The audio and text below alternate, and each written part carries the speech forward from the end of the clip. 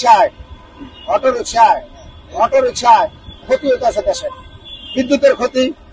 শেখ হাসিনার আমলে মনে করেন পাও রিক্সা চালাইছি, শেখ হাসিনার আমলে পাও রিক্সা চালাই মনে করেন 1000-1200-1500 ডেলি রুজি করছি, অনেক শান্তি রয়েছি। 9টার আগে মেন রোডে গাড়ি ওঠে নাই, ঠিক আছে, মেন রোডে এই অটো ওঠে নাই।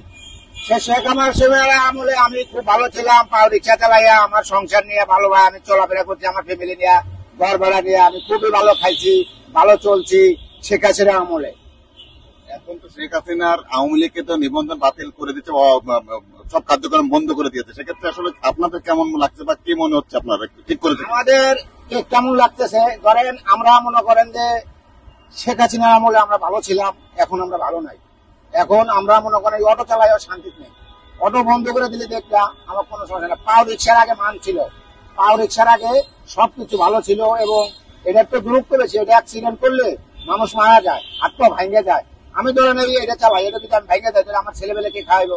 সে পাও রিক্সা যদি আমি অ্যাক্সিডেন্ট করছি, স্বাভাবিক আমার কিছু হয় নাই।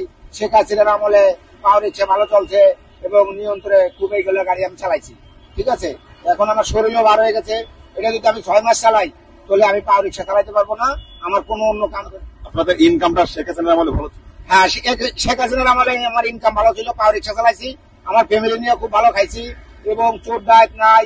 আর তখন মনে করেন রাস্তাঘাটে আমার মনে করেন যে ওই টাকা টুকা, এখন টাকা থাবা দিলে দেয়, শেখ হাসিনার আমলে কোনো টাকা পয়সা কোনো থাবা দেয় নাই।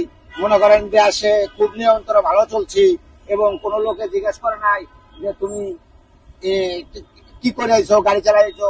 আর এখন তো মনে করেন যে আমি এটা চালাই শান্তি নাই, এটা যদি আমি 1 বছর চালাই তাহলে আমি প্রতিবন্ধী হয়ে যাবো, আমার বউ ছেলে মেয়ে কে খাওয়াইবো বলেন। ওই পাও রিক্সার সময় আমি ভালো ছিলাম। ধন্যবাদ আপনাকে। আসসালামু আলাইকুম। আসি।